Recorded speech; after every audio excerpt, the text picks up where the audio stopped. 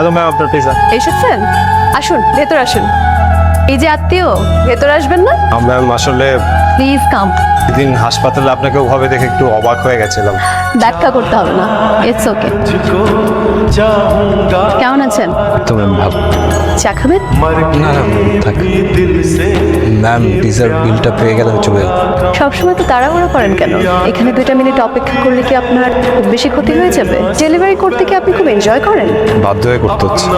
ম্যাথমেটিক্সে honours masters, রেজাল্টও ভালো, কিন্তু delivery ম্যানের কাজ করছেন, তাই জিজ্ঞেস করছি। এই যে এত পরিশ্রম করে সারাদিন ডেলিভারি করেন, সে কত ইনকাম হয়? আমি জাস্ট জিজ্ঞেস করছি কারণ আপনার বর্তমান স্যালারিটা না জান আমি ফিউচার স্যালারি কিভাবে ঠিক করব। আমি ঠিক করেছি আপনাকে একটা চাকরি দেবো। ম্যাম আপনার ফুড, আমি আসি। 1 লাখ? আপনি আমাকে দিয়ে কি এমন কাজ করাবেন যার জন্য আপনি আমাকে এত টাকা স্যালারি দেবেন? শুধু অ্যামাউন্টটা ঠিক করুন, কাজ কি সেটা ঠিক করে একদম করুন।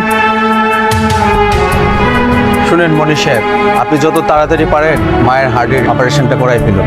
স্যার স্যার অপারেশন করাতে আনুমানিক কত টাকা লাগতে পারে? অ্যাটলিস্ট ওনার তো 2টা ব্লক ধরা পড়েছে, 6 লাখ টাকা ধরে রাখুন।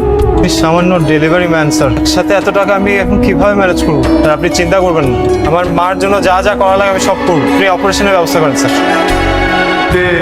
কি কাজ সেটা না জেনে রাজি হয়ে যাচ্ছেন? কি কাজ, কেমন কাজ সেটা জানার সময় সুযোগ এখন আমার নেই, আমার শুধু টাকাটা এখন প্রয়োজন। বুঝতে পেরেছি, আপনি বসুন, আমি আসছি। মনির সাহেব, এখানে 5 লক্ষ টাকা আছে, বাকি 1 লাখ টাকা আপনি কালকে এসে নিয়ে যাবেন। ধন্যবাদ।